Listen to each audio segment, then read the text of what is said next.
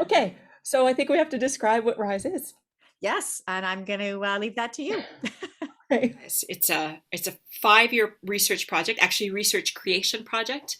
RISE stands for Reflective Iterative Scenario Enactments, and so what it is opera creation that explores future cataclysms like technology failure or artificial intelligence or environmental disaster, all those sorts of things. So we were wanting to explore those catastrophic futures through the medium of opera, which we were thinking broadly like music and storytelling, which I loved because it to me it pushes against an elitism that opera has. So we're like there's no parameters around how exploration happens or who gets to explore that or what kind of instruments or what kind of singing or even what kind of sounds. hmm Absolutely. Yeah. And the other key piece I would say that this RISE creation process had was that it was designed to include professionals and non-professionals Oh or yeah. collaborating together to create these mini works each year. And but the nature of how those would actually come to be was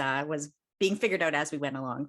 Yeah, that's right. Yeah. But and so yeah, so you and I were bringing this community aspect of the community members coming in collaboration with the artists. We got the grant in June of 2020. And you were hired like a couple months after that, and all of Canada. I mean, most of the world was in lockdown, but Canada was definitely all locked down. Some of our teams in Montreal, and you're in Guelph, and I'm in Waterloo, which is west of Toronto. And I mean, that's why the first opera itself was called Personal Pandemic, a socially distanced opera. So I thought it was interesting that in that case, then each of the arias, the singers were so different from each other. You know, a Black opera singer in the role of a nurse dealing with COVID-19 in a hospital setting, a white opera singer in the role of the revolutionary nurse during the 1918 pandemic.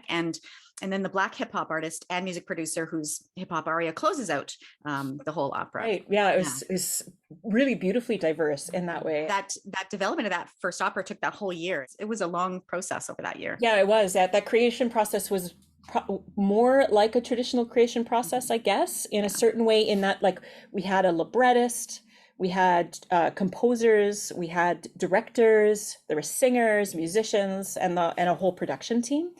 And the community component was the chorus, the opera chorus. So that's what you and I did. Yes, yeah, that sort of got injected into the grander scheme of things in that three aria opera Right. That's right. setting. Yeah.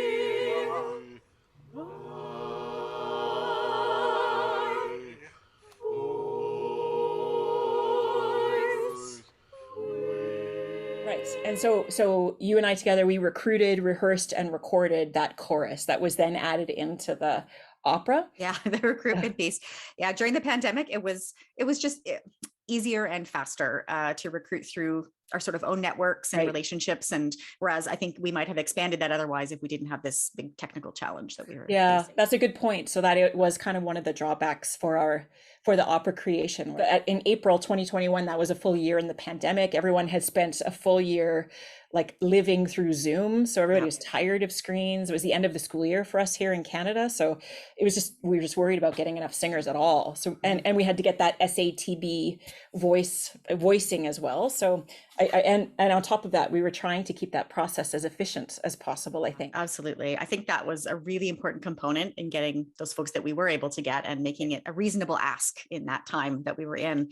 And then going back to our intention of involving community members in that creative exploration of the opera process, were we asking participants to be part of the creation or just to Ah, participate in the rehearsing of some music to be yeah. added to the final product? This opera was a more standard approach with the pre-composed music, and we had sheet music to follow, for Yeah, example. right. So yeah. And Tim Brady was really open as a composer. So there were some elements of improvisation where singers could choose a low note or a high note to sing for 8 counts, that sort of thing. And then there was some more traditionally composed elements.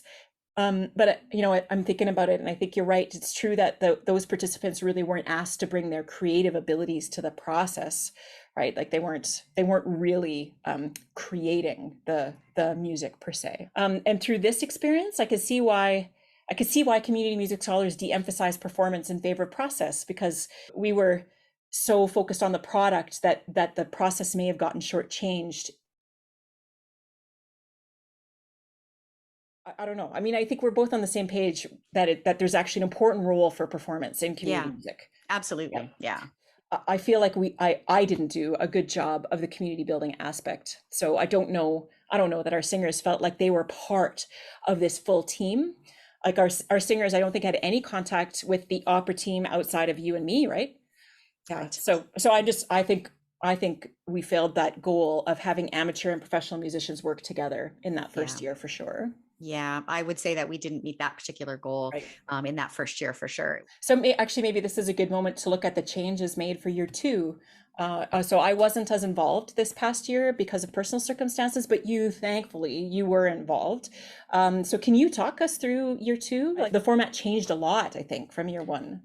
It did. Yeah. In year two, there was a change in both the creative process and outputs. I would say that we begin with idea generation, which would take place in these online sessions, but then people would sort of take ownership of their idea and be a bit of a director in each of them. And we'd spend several weeks making that idea happen. And in the second year, the theme was about technology cataclysms. So each mini creation explored an aspect of this. So for example, one improvised piece was called Returning to the Trees, the Technological Burnout Crisis. Another one called Lost Connection looked at technology failures. But the one that I was most involved with the community orchestra component was one called Why Do We Dream? A Lucid Dream Opera by Rise and Clork. Clork is the Concordia laptop orchestra. And then this was the one where I was able to use our remote community chorus, which it was a different group of participants from year one. In the creation team itself for the opera, we're in Montreal. So they were all at this live event. And the community chorus was still something that happened remotely here in Southern Ontario in Guelph, so 600 kilometers away, and was pre-recorded and then inserted into their live show. But I was given lots of freedom to do whatever I'd like and what sounds I could get and generate. So I recruited from my own adult ukulele ensemble. And we met first on Zoom to discuss what our piece might look like and sort of put a plan together a bit, but kind of what the session would look like, just to maybe calm their nerves a little. Right. So how did you structure that actual rehearsal? And employed, some scaffolding, for example, to try and make sure that there was this sort of building upon the exploration and allowing them to start somewhere comfortable and then move away from that as we went. Right. So, because I can imagine improvising would be terrifying if you've never done it before. Yeah, they were very uncomfortable actually with that, but they were very willing to do whatever. So. Uncomfortable and willing is my favorite kind of participant. Yeah, they were great. It was really, really good. So then in the end, I had this track that I pulled together with instruments and vocals, and then they used that in the production, and so sort of setting the stage for that live performance.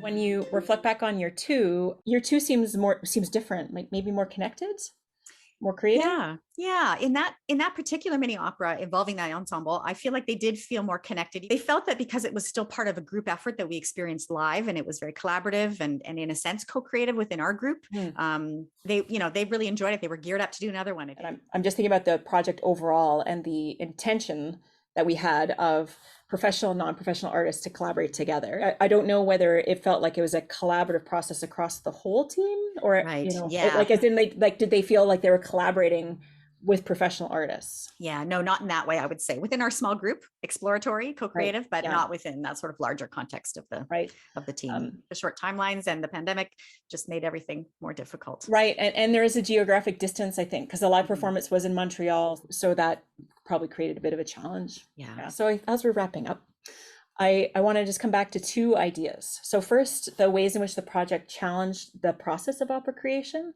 and second, that role of performance in community music that we touched on briefly. Yeah, the year two process challenged both opera and performance, I think.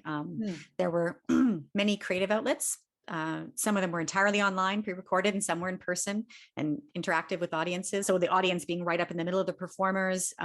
Rise explored all of these things, different ways of creating and presenting music and text. So.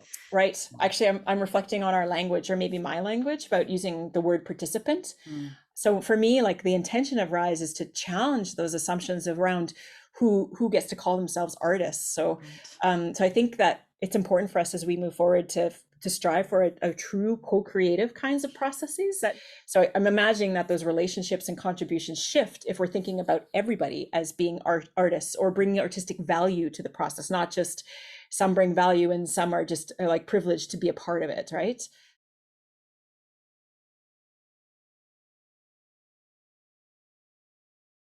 I don't know if you came up with a way to end this. I did I not. saw my notes. And